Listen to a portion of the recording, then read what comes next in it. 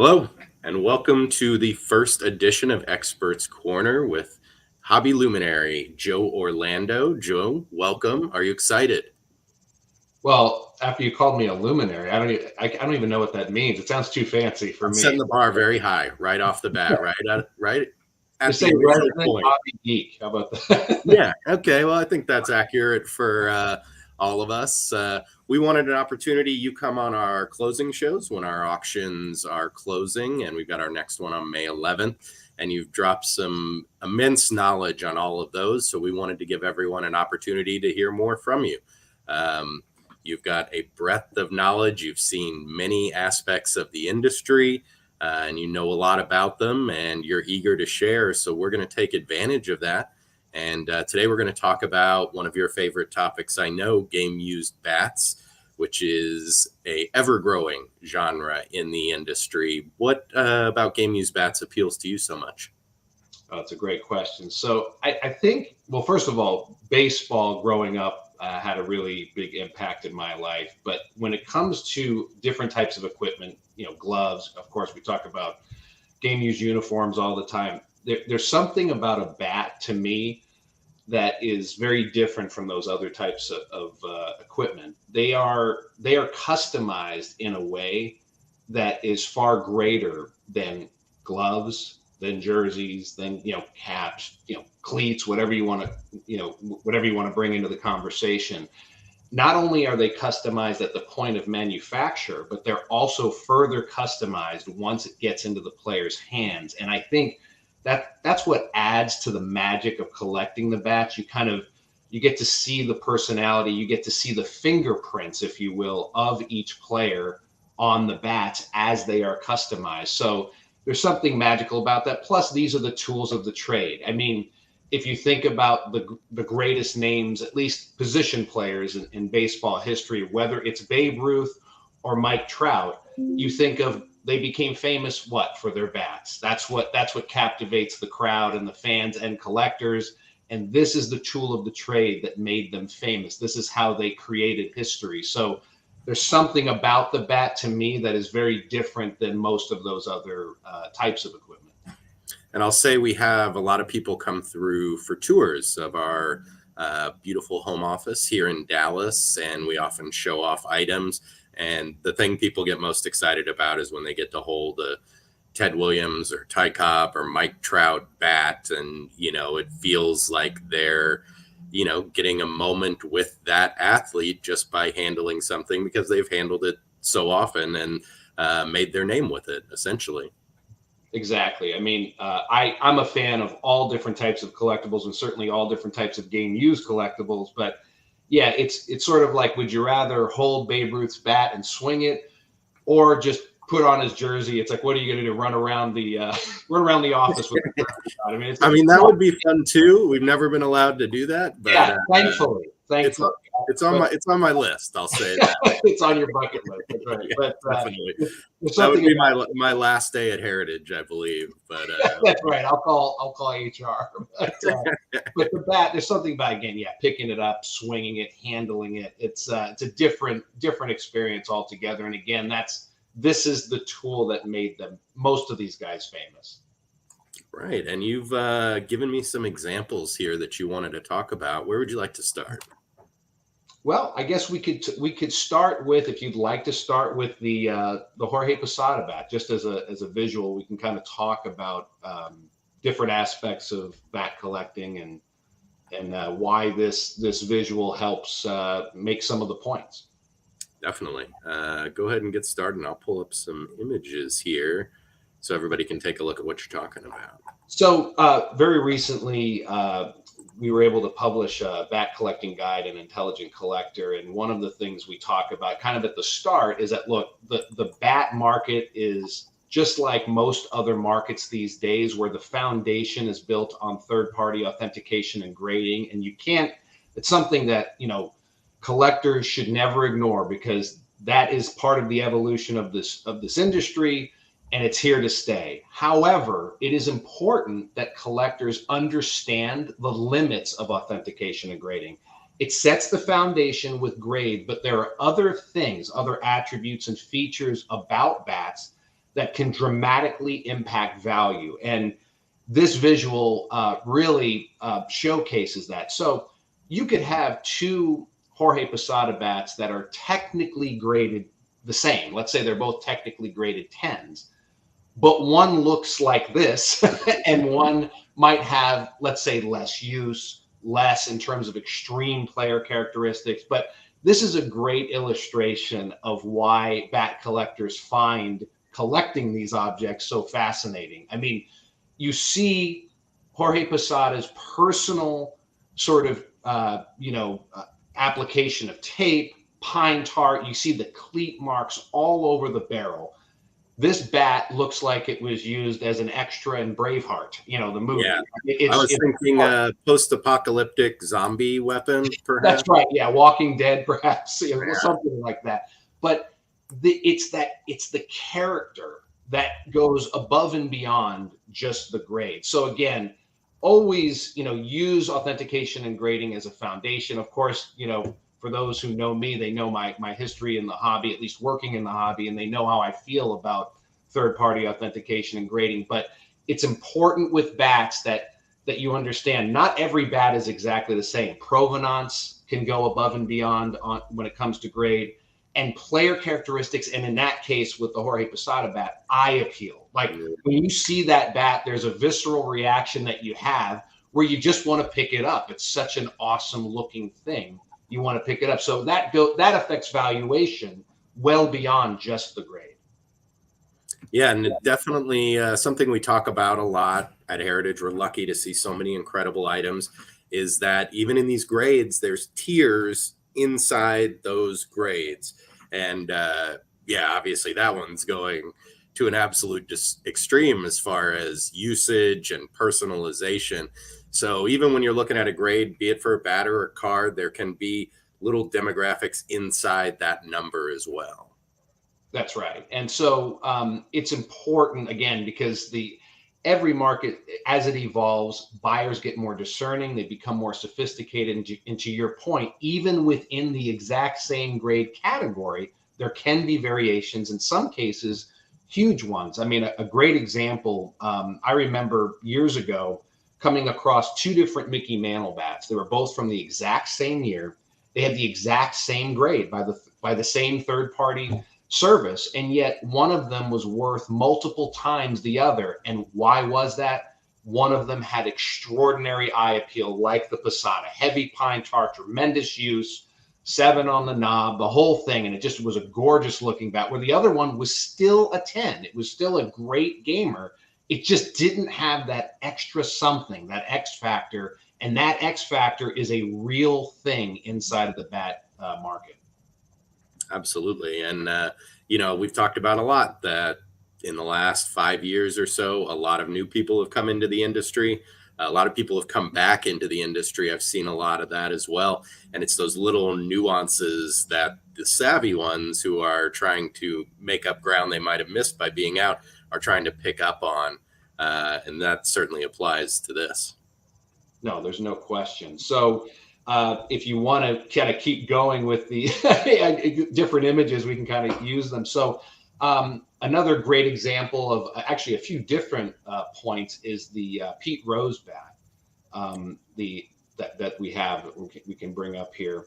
So this bat, when you bring it up, towards the kind of the later stages of Rose's career, he became a user of Mizuno bats, and they were very distinct looking. But again, it's that added customization that made his bat so cool. They just look so great. So again, here's another example of the player's personal touch, that personal customization added to a bat that already has a really interesting look to it, the black bat with the white type on there. But Pete Rose would put, ringlets of tape all along the handle to enhance his grip, and then also put a wrap of tape near the center where he would apply pine tar, go up and grab some of that tar, and then, put it on his hands and grab the bat. Now, what is so cool about this specific bat is that it checks so many different boxes. You have a bat here that not only has that incredible eye appeal and the player customization, but this bat was the bat that he used to break, of course, Ty Cobb's hit record. Now, it was interesting. When he was chasing Ty Cobb's hit record, he actually put on the bat, you could see that right there, PR 4192. That was the target number to reach to eclipse Ty Cobb. Calling a shot there. And so he had that put on the bat as a reminder, as sort of a motivational type thing, as a reminder that this is what he was chasing at the time. Later on, that was changed to ATHL all-time hits leader. So that actually was replaced once he surpassed Cobb. Now, for those who are big time baseball historians and fans, they know that I guess at some point they went back. I guess the historians went back and they corrected Ty Cobb's hit total. They brought it down, I believe, by 4189, I think it was, but at the or whatever it was. But at the time, that's the number that was needed. It was 4192 to beat Cobb's 4191, and so this goes, I guess, to so many different points, but the one that we haven't really touched on is, bats that you can connect to a specific period or moment in time. Those can sell for just tremendous premiums. In this case, when Heritage sold this bat, I believe it sold for somewhere around $855,000, something like that. Which is, of course, many times the same bat not used to break the record. So I do think that this point about connecting bats to a particular period or moment of time, it's even more relevant with modern bats because we have more to choose from, right? So Mike Trout, for example, perhaps the best all-around player in baseball, although Ohtani fans might take issue with that. But a guy like Mike Trout, he's been providing bats to the hobby basically since his early, first or second year in the league. And so there's a lot to choose from. So if you're looking for the bat you own to sort of stand out amongst the crowd, then it's better to get one that maybe you could photo match to a home run, or one that was used during one of his MVP seasons, that sort of thing, or a great performance. So just like in the game used jersey world and all other sports, if you can connect the bat to something special, to give it something a little bit extra, that definitely separates it from the rest of the pack. Yeah, no doubt. Especially as we've seen more people coming into the industry, that's an aspect they like, that it's a specific moment, and that, photo matching has grown so much in the past few years, and they have gotten really good, especially with bats, at pinpointing this home run or this grand slam or even this specific game, if it's something where an important game is the momentum that's driving it. But yeah, with jerseys and bats, to be able to tie it to something specific is a great advent in technology. It used to just be provenance. You'd need the provenance from the player, or the umpire, the coach, or a family member, or something like that. And even provenance sometimes can be a little gray when you're talking about 50 or 60 years before. But being able to have a photo match where any layman can look at the bat and say, this is the one from that photo when it happened, has really added another layer that gives bidders and collectors confidence in it. Yeah, and obviously the premiums associated with photo match gamers can be enormous, especially as you go back in time, because as most would expect, it becomes increasingly difficult as you go back in time to match things definitively, because most of the time the images aren't clear enough, the technology wasn't there, and there has to be enough clarity to be able to match it up to the bat in question. You were just showing, for example, Mike Trout, one of his early bats, where he would put kind of a white little wrap of tape towards the base of the handle, and then some Moda stick, on the handle itself for grip. And then later on, this is just an example of how guys change, but then after a couple of years, Mike Trout moved to lizard skins, which is a big, very popular with players today, which is a wraps, and usually it's multicolored, very bright. You see that a lot with like David Ortiz bats from when he was playing. Mike Trout's another great player that used lizard skins. But that's also important, is when you're following someone's career, pay attention to the ways they change in terms of their preparation of bats, whether it's tape application, pine tar, Moda stick, whatever it is. it's important to definitely stay in touch with the players, habits changing over time. And there, of course, is an image of a bat where Mike Trout went to the Lizard Skins grip and changed his tape application altogether. So it's important to know what applications match certain periods of time. Yeah, and you get so many collectors who are following a certain player's career, or staying with a player throughout their duration, and now it's a lot easier to keep up with how they're changing if you're doing it live with someone while they're playing. We've seen a lot more people collecting modern players who they're watching. The prices have gone up for such things, so then of course more people start to collect it.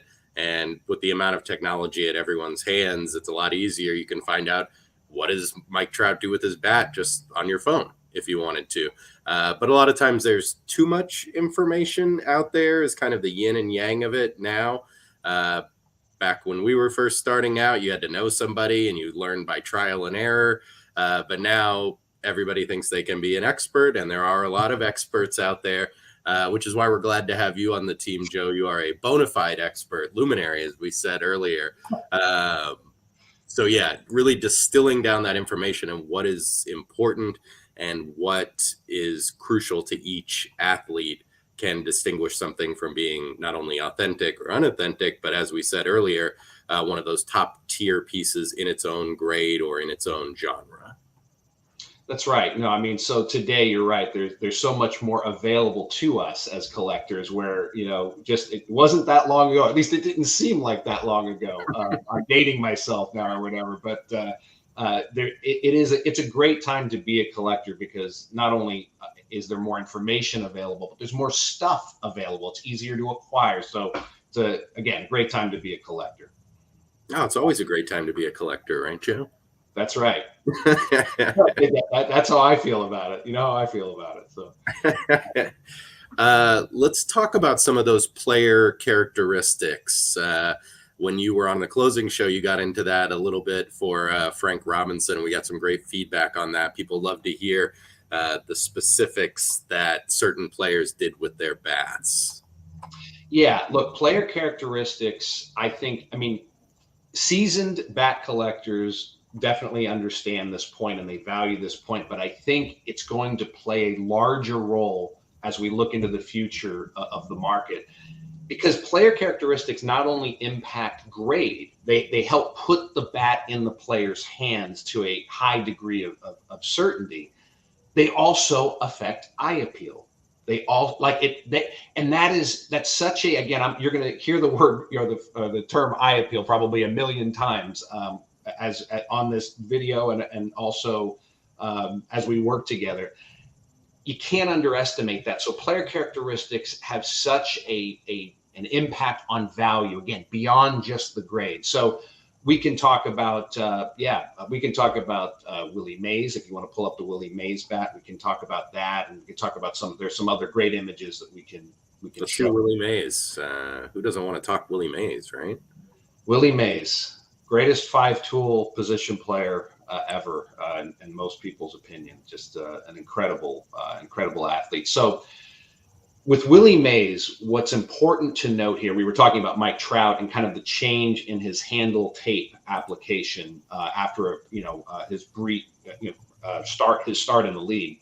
So with Willie Mays, it's very interesting. Two of the greatest names in baseball history and hobby history kind of went through a similar evolution in bat preparation because they were playing during the same time, and that was Mickey Mantle and Willie Mays. So during the 1950s, Willie Mays didn't use a whole lot of pine tar on his bats. You do see some examples with some remnants of pine tar on them.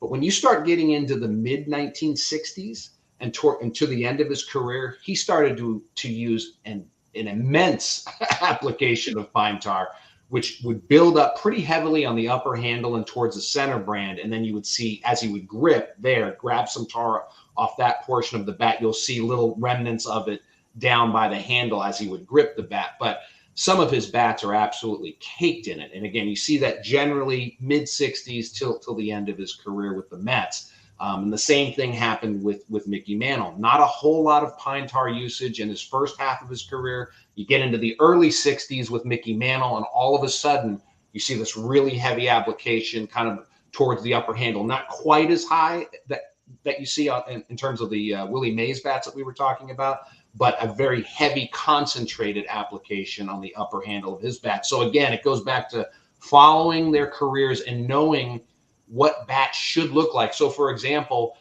you're not going to get the eye appeal that you find on a later career Mantle or a later career Mays on the earlier bats, because that's not what they did. That's not how they prepared their bats in the early stages of their career. So it's something that collectors need to be aware of, and they have to buy what they like. I mean, if they're driven by that eye appeal, as most collectors are, then you have to make sure you understand you're not going to likely find an early to mid 50s Mantle or Mays with the same look as a mid to later career Mantle or Mays.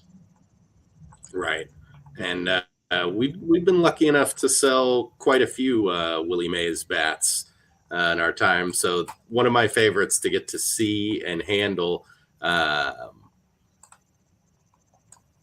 But yeah, here's a nice example. One good thing about our archives is everything we've ever sold, you can go through and take a look, high resolution images, full descriptions, results. So a great resource for people who are trying to research such things, or even just saying, what did Willie Mays use in his 1965 bats? You can go look in there and find exactly what you're looking for. But yeah, it's funny how they change over time. Not surprising. When you're a young buck in the game, you think you can just go out there and do it, and you don't need all the tricks or the accoutrements of the game to assist you. But then as players get older, you see them adding a little bit more, like especially with that rose bat, all the tape and the rings and the spot for the extra substances there. It's a pretty good insight into how these athletes operate over their careers.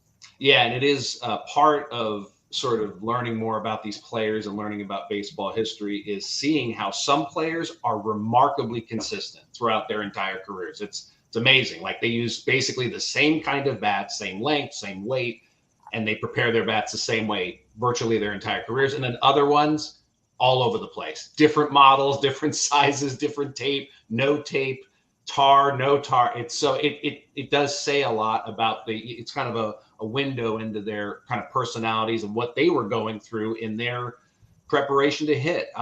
If you're able to pull up some of the images we have the Harmon Killebrew knob and also an Eddie Murray kind of knob and handle that we can quickly touch on.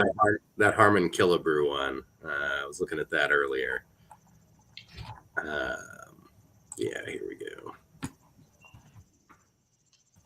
So Harmon Killebrew, one of the things he did, now he was absolutely, for most of his career, a pretty heavy pine tar user. And he would start you would see it cake up from the base of the handle, kind of towards the upper handle, kind of in a straight line. But what's really interesting about Harmon Killebrew is the way his knobs are marked. And so if you imagine being a player and you have your bats in the back rack and you see that they're sort of knob facing outward, what he would do, which is kind of interesting, is not only would he mark the knobs of his bats, you would see his uniform number 3 in the larger writing there on the knob. But next to it, there would be a small number. In this case, it's a small 2. And what that represents is that's the second digit in the ounces. So for most players use bats that are begin with a 3, so it's 30 something ounces. So this bat was roughly 32 ounces. So he knew if it was in the rack, he could see ones that were maybe 3-1 or 3-2, 3-3, and he could pull them from the rack knowing how heavy they were, depending on who he was facing that day, how he was feeling that day. So it's all part, again, the bat preparation is also part of hitting preparation itself. You're marking your bats in such a manner or a way that again, without even having to pick it up and feel it, okay, this one's a little bit lighter or a little bit heavier than some of my other gamers, either in the rack or in the clubhouse. Yeah, and especially with such minute differences, if you're talking about 1 ounce, I'm sure there's some hitters. I bet you Ted Williams could say he could tell the difference between 1 ounce or another. But you don't have to think about it. So interesting little note there of how Killebrew, denoted it himself just to be certain. Yeah, I mean, and again, in hitting, what I would say is for a baseball hitter, especially at that level, every ounce is a big difference. And it may only seem like 1 ounce, but that plays a big role. That's why they customize these bats to begin with and order them to spec, is to have them, made precisely for their use.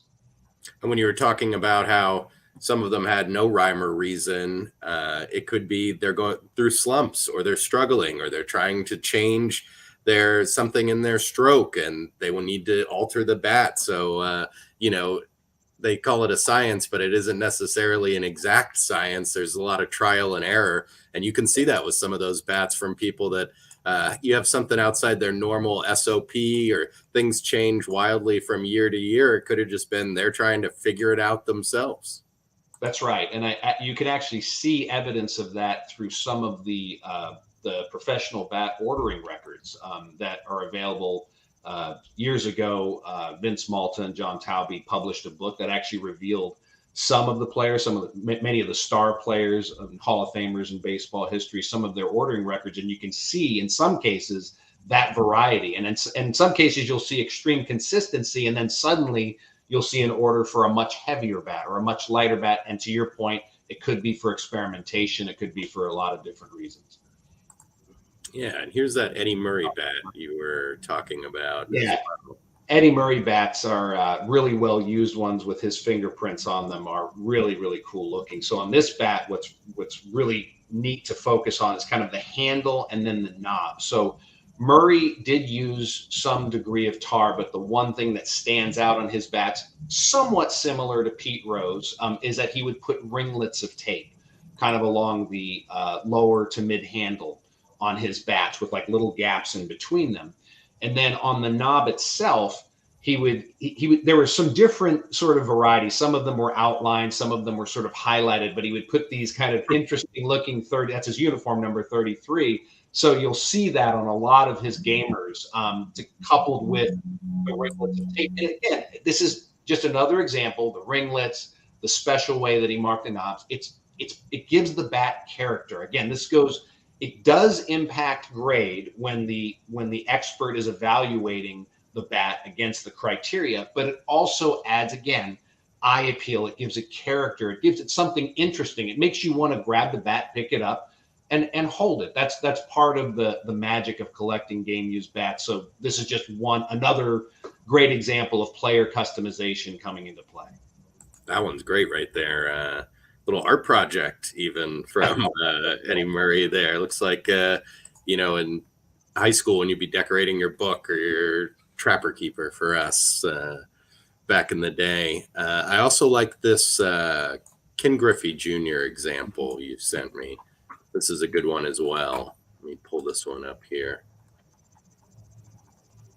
Yeah, Ken Griffey Jr. Now, there's an example of a player that once he started rolling, once he started going after, basically during year one and beyond, that crisscross tape pattern that you see near the lower handle, that became his signature virtually every year until he retired. So here's an example of someone who was very consistent. Now, there are some early bats that you see that he used that do not have that specific type tape pattern. But the vast majority of the bats he used throughout his career have that crisscross tape pattern. That's Griffey's signature sort of characteristic, that if you're collecting a Griffey bat and you want something, again, that stands out, that kind of, it really becomes a conversation piece. Like, that's the feature that you're looking for, is that pattern that you see there. And when you're showing off your items, your collectibles, which of course is a big part of collecting, it's fun to have a story behind it. And there's a story right there, as you said, something he did for his whole career, a beloved player for his entire career. And, when you're imparting some knowledge about why you paid a sum of money to somebody who's outside the industry, those are the things everybody wants, is these little notes that give you insight into an athlete that you're interested in, or you loved, or that you just want to collect? Yeah, you know what's so neat too, and it's hard. I'm sure people can visualize this at home while they're watching, but just imagine as you're collecting these bats, and we showed you, the Mays, the Rose, the Murray, the Killebrew, this bat. When you see them next to each other, they sort of, by having that distinct character, they sort of complement each other because they show that the variation. I mean, that's part of what makes, again, bat collecting very cool, is like, if someone's seeing these bats for the first time, you can see the variation. You could also see the changes in baseball itself over the years of how players prepared their bats. So it's kind of like, as you delve into bat collecting, you're also delving into the history of the game. And again, how players changed, how they prepared their bats, and how it evolved over time. And you had talked earlier about great moments being tied to it. We've seen in the past few years some real interest and premiums and prices too on these bats like the Rose that could be tied to a specific moment. And you also wanted to talk about this Derek Jeter World Series bat.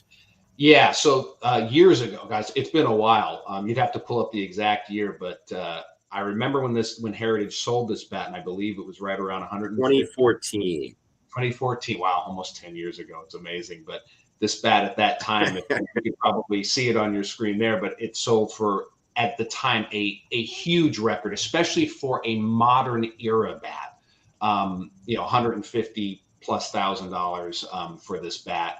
Now, the reason this is special, of course, again, I'm probably not telling any of the viewers something they don't already know, but World Series bats are manufactured in very small numbers, and that has been consistent throughout the history. Now, it doesn't mean, sometimes the players will use a regular season gamer in the postseason, so it doesn't mean they use it, but when you can find one that is marked, it is designated as one of these rare World Series bats, and they use them. And in this case, if I recall correctly, this bat was photo matched. It was one of the first major modern era bats, I believe, to be matched prior to auction. This was kind of when things were just getting going in the matching world. Derek Jeter, of course, as part of that great Yankee team, 96 was the beginning, right? And he ended up winning 5 World Series championships. And Derek Jeter's name, of course, is synonymous with winning. That's what he was. He was great in the postseason. He was at the heart of that great team that won in 96 and then 98, 99, 2000, and again in 2009. So this is from his first championship, photo matched.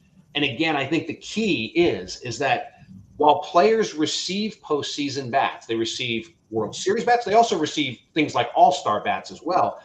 And in many cases, they were branded as such, as a World Series bat. Sometimes they just keep them as keepsakes, trophies, if you will, like just as a memento from that particular series, and they don't use them.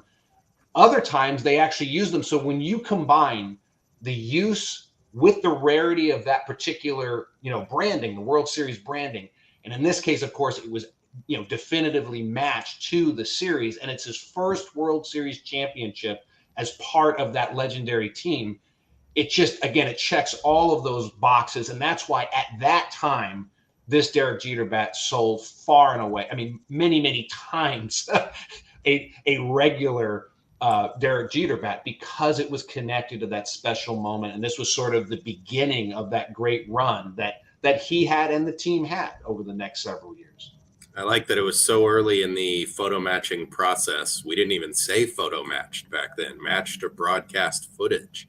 Now the SOP, certainly for us and every auction house, you would have just said photo matched. But that's how early it was. And you can see the early PSA matching documents even here. This LOA is a piece of history. You think about how it's changed, and now, of course, you'd have the side-by-side right there with the lines tying it all together. Industry from the Jurassic period.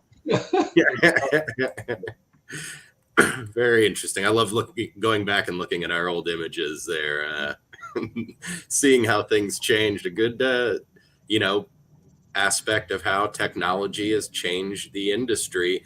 Yeah. And, even down to the paperwork there, which would be totally different now. Good stuff right there for sure. Then we also had, we wanted to talk about Providence needing to be credible. And you had this Ted Williams example here. And any opportunity we can, I love to talk about a Ted Williams bat. That's something that, I spend a lot of time here at the office talking to people who are outside our industry or in other venues here of the 55 departments we have. And every time we talk about baseball, it doesn't matter who they are, they want to talk about Ted Williams. What Ted Williams item do you have? He's just one of those names that has definitely lingered and is on the tip of any collector's tongue, no matter what they collect. Yeah, he's sort of more of a mythological figure than a real person at this point. And the scary thing is, it's like they say about Babe Ruth as well. It's like, it's true. It's not, you don't have to make anything up. It's like when you tell stories about Ted Williams and his ability to hit, I mean, they're true stories. They're factual, and he's just in a league of his own. So yeah, this particular bat was just sold by Heritage, as you mentioned, just recently, sold for about $150,000. It was from his final season. But what really made this bat so special, there were two things. One of them is that the bat was absolutely pounded. And we've talked about it on your show before, Mike, that with Williams, for the most part, he was a labeled down hitter, much like Babe Ruth. So you see most of those concentrated ball marks on the left barrel. So he turned that label down at the plate. So you would see it on the left barrel versus the right barrel as a left-handed hitter. But more importantly, in this case, and you brought up provenance, this bat was consigned directly from the bat boy who received it from Ted Williams in 1960. Now, that is rare. I will admit that is rare to have that direct connection to the original recipient. But there's a picture of him as a young man. He won a contest in the Chicago area to be the bat boy for a period of time, and this was a bat that he acquired during his time as the bat boy. So the reason you brought up the subject of provenance kind of at a higher level, it's really important when it comes to provenance. Look, anyone can make up a story, right? And so provenance should always be viewed as additive. The item has to pass on its own merit and speak for itself. But when you get really credible provenance, and you get provenance that is either direct from the source, direct from a family, something like that, and you can add that to an already great bat, now you have something extremely special. And so my point here, this goes back to the top of the program today. This bat by itself would have received a 10, like on its own merit without any provenance. That's how nice the bat is. But the fact that you add that layer of provenance on top of it, that's where the authentication and grading is the foundation of the piece. But that's special provenance, direct from the once bat boy who acquired it. That adds value that's hard to quantify. And so as an owner of that piece, a collector, it's something that, all of us value tremendously. And I think, again, over time, stuff like this type of this added layer, which gives it something extra beyond just the grade, is something that will separate this Ted Williams bat from a bat used during the same season that has all of the sort of same attributes, but that provenance kind of pulls it away from everything else. And the thing I love about that provenance is, sometimes we'll get provenance from a trainer or a coach or a teammate. And these are people who were in the major leagues or whatever sport for years and years and years. And the memory of an eyewitness account can get a little hazy as the years go on. But when it's somebody who is a kid selected to be a ball boy in a contest, Ted Williams gave him the bat, there's not a detail about that he's not going to remember. It's all going to be crystal clear. One of the most important moments in his life, no doubt. And so that the information you're getting is incredibly accurate. And he even had the newspaper to back it up, which I love when we get that as well. That makes it really special. We get sneakers or basketball gamers sometimes when they're from ball boys. I was a ball boy for the Mavericks for 2 years in the early 90s when they were the worst team in the league. And you do so many games and it can just kind of run together. But if you get it from someone who Michael Jordan gave them to them as he was walking out of the stadium or something, they're going to remember that crystal clear. And that kind of provenance is very special. Yeah, I mean, the fact that he kept it all these years tells you all you need to know about how important it was to him. And you do see that with great items that come to market where they've been kept in a family, kept with an individual for decades. It tells you a lot about it. And now it's time for someone else to be the custodian of this great item for the future. So that we're all, as someone once told me years ago, we're all sort of temporary custodians of these historical pieces, and at some point you pass it along to someone else. But clearly this gentleman enjoyed it, valued it for a long, long time. It meant a lot to him. And now, you know what, the fact that he had the newspaper article and he kept it all together, that'll mean something for the collecting community, forever. And he stays part of the story because of that. Because right. If the collector who bought it is smart, they'll hold on to that. It'll live right here online forever at ha.com. But, that kid who's now an adult gets to be part of the story, part of the history, part of the provenance for as long as that bat exists. And that's a very cool aspect of it as well, getting to insert yourself into the story with Ted Williams there from a one-day experience. Yeah, I'm sure it was unforgettable for him. Yeah. So, Joe, amazing knowledge as always. I could just talk to you for hours, and I'm sure many of the people watching could as well. So good thing we're going to get that. We're going to do this show at noon Central Time every Tuesday. We're going to have a different topic or a different area of the industry every week. If there's something you would like to hear Joe talk about or you have questions for him, please let us know. And we're looking forward to next week already. And I should mention our spring catalog auction is open right now at ha.com. Almost 3,000 lots. There is just everything in there. Cards, sets, wax, every conceivable type of memorabilia. So, Joe, what's one item in the sale that you've been looking at recently or that's really caught your eye? Oh, geez. Yeah. I would say this. One of the things that really shot, because there's a few items in there that are kind of interesting. It's an amazing sale, as always. I would say the thing that really caught my eye as the auction was getting closer to launching on the site, there's a really awesome selection of tickets that date. It's like about 100-year or so span of tickets, all different sports. Going back and the tickets that really stood out to me, there's a group of tickets from the 1919 World Series, games 1, 2, and 5. But there's tickets that go through, all different decades, 50s, 60s, 70s, 80s, 90s, 2000s. I mean, everything from, Michael Jordan's autographed debut ticket, Michael Jordan's autographed NCAA title ticket autograph, Tom Brady's Super Bowl ticket, first Super Bowl autograph. I mean, there's a tremendous selection of game tickets. And by the way, what's so cool about the tickets is that there's price points for everyone in there. I mean, there's some tickets that are, could be, going to be tens of thousands of dollars per ticket. And there are other tickets that are hundreds of dollars. So, but they're all connected to special moments in time and in history. And I think if someone digs into the auction, they'll see just how deep it goes in terms of tickets throughout the auction. And Jordan's a good example of different price points. There's some really huge ones. This is from his pro debut, the only known signed example, and it's a 9 autograph and a vintage autograph. I mean, that's just huge. That's for well-moneyed collectors there. But you can find tickets from every moment of Jordan's career. Here's his first game back, full ticket right there. So yeah, a little bit of everything in this auction, whatever you collect. And catalogs are in the mail. So I got mine today.